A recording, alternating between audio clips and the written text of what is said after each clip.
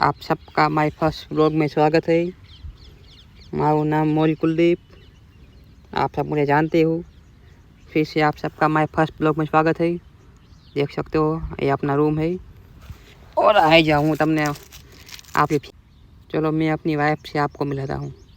आपको पता नहीं होगा पर मेरी शादी हो चुकी है और मैं 24 साल का हूँ और मेरे पति भी है। चलो मैं आपको अपनी वाइफ से मिलाता हूँ। देख सकते हो अपना रूम है। देखो ये मेरी क्यूटी है, ब्यूटीफुल वाइफ, रंजना नाम है। देख सकते हो कितनी प्यारी है ना।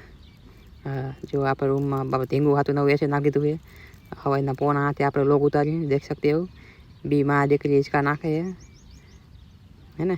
माँ दीकरी बी जो कि मस्त प्यारी प्यारी लागे जो आप या ढींगू माई दोतर नाम जियानसी है। माँ सोरी ना हो भाई તમે તો બધા જીયાનસી લખો તો એકવાર હાલો તો દેખ सकते हो बी माँ दीकरीનો પ્રેમ કેટલો है। एक राजी खुशी परिवार તમારા સપોર્ટથી હવે આગળ વધશે। તમે અમારા પરિવારનો સપોર્ટ કરશો ને ભાઈઓ।